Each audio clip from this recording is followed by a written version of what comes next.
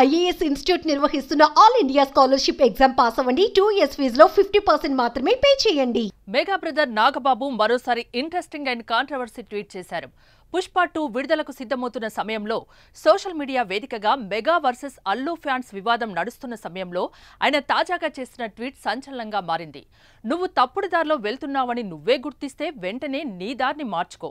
నువ్వు ఆలస్యం చేసే కొద్దీ నువ్వు నిజంగా ఎక్కడి వాడివో అక్కడికి వెళ్లడం మరింత కష్టంగా మారుతుంది అని స్వామి వివేకానంద కొటేషన్ను నాగబాబు పోస్ట్ చేశారు.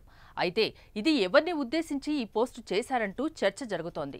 అల్లు అర్జున్ను ఉద్దేశించే పెట్టారని పలువురు కామెంట్ చేయడం హాట్ టాపిక్గా మారింది.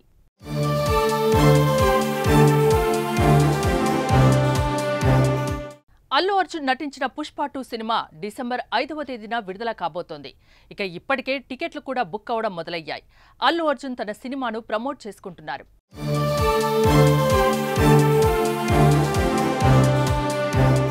అయితే పుష్పపై మెగా ఫ్యాన్స్ కుట్ర చేస్తున్నారంటూ రకరకాల ఆరోపణలు, పోస్టులు, ఆడియోలు సినిమా విడుదలకు ముందు రావడం నెట్టింట తీవ్ర దుమారం రేపుతుంది.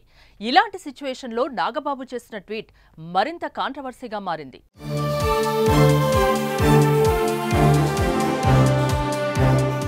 ఏపీ సార్వత్రిక ఎన్నికల నుంచి మెగా వర్సెస్ అల్లు ఫ్యామిలీ మధ్య గొడవలు మొదలయ్యాయి. పవన్ పోటీ చేసిన పిఠాపురానికి అల్లు అర్జున్ ప్రచారానికి వెళ్లకుండా వైసీపీ అభ్యర్థికి సపోర్టుగా నంద్యాల వెళ్లడంతో అగ్గి రాజుకుంది.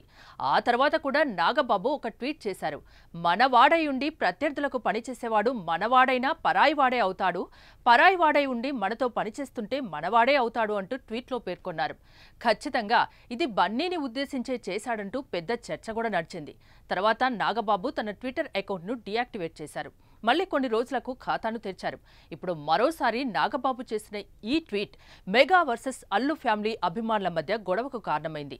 మరి నాగబాబు ట్వీట్కి రియాక్షన్ ఎలా ఉంటుందో చూడాలి.